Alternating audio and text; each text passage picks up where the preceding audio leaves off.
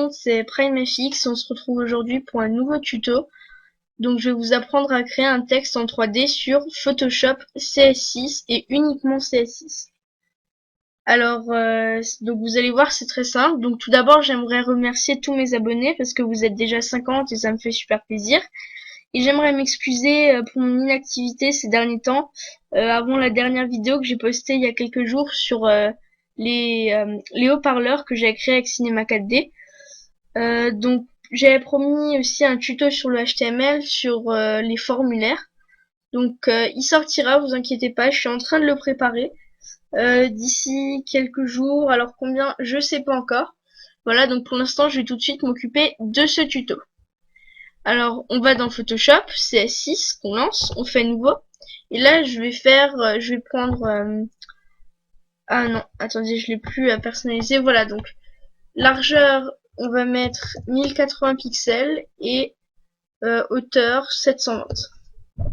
Donc je vais juste enregistrer le paramètre prédéfini. Ok.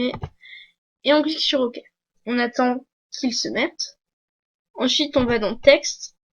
On attend que notre pointeur se transforme en outil texte. Voilà. Ensuite on fait une zone assez grande pour être sûr d'en avoir assez. Et là je vais écrire par exemple 3D texte. Alors, je vais juste l'agrandir. Peut-être en 200. Peut-être en 250. Voilà. Ça c'est bien. Donc je vais le laisser là. La police, je sais pas. Voilà, Hypnocentrique, ça c'est pas mal.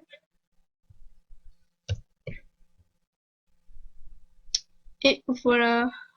Faudrait juste que j'arrive à le recadrer parce que c'est un tout petit peu grand.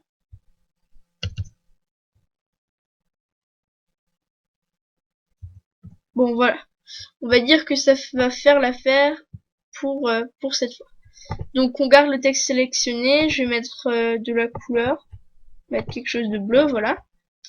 Ensuite, on clique juste sur le calque. Et là, on a un petit outil R. Donc, si on reste dessus, Update 3D Associated with this text. Enfin, plutôt 3D en anglais. Donc, c'est pour mettre de la 3D sur le texte. Donc, on va cliquer dessus.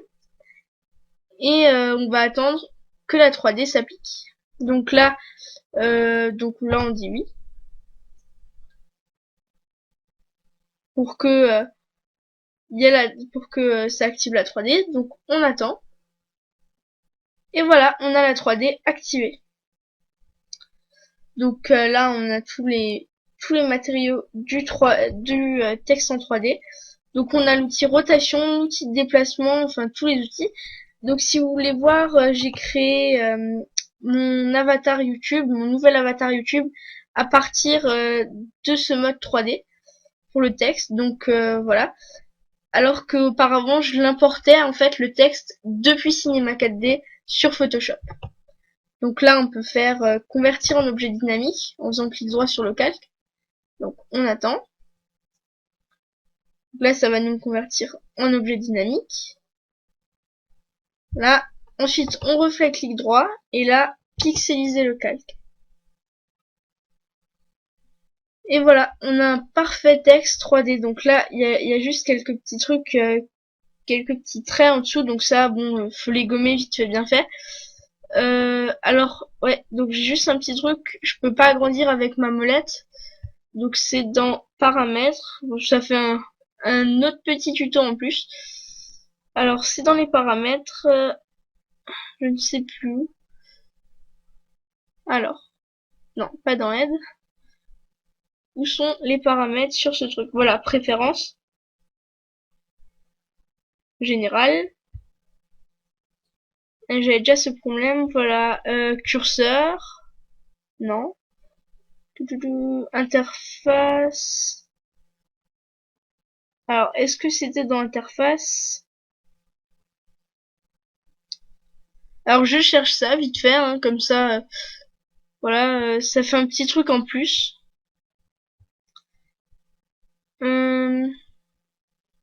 Non, ça doit pas être aussi loin. C'était, voilà, dans général, zoom avec molette de défilement et on clique. Ok.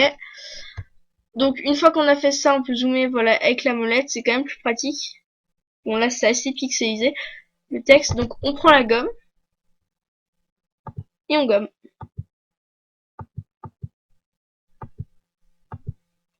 Voilà, donc là c'est à peu près bon.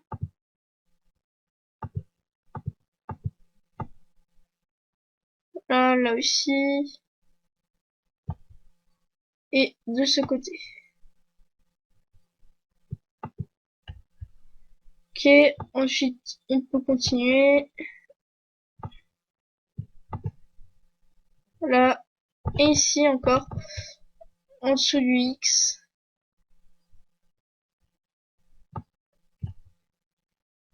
Là, et voilà. Et on peut revenir avec la molette. Donc là, on a un texte 3D parfait. Voilà. Réalisé uniquement avec Photoshop et pas avec Cinema 4D. Donc après, on peut mettre un fond, hein, on met ce qu'on veut, on peut créer un calque, le glisser en dessous. Je sais pas, pour le fond de mon avatar, hein, maintenant je dis pour mon avatar, ça peut aller pour n'importe quoi. J'ai fait quelque chose comme ça, avec une épaisseur de 500 pixels. Voilà, j'ai fait des petits trucs comme ça.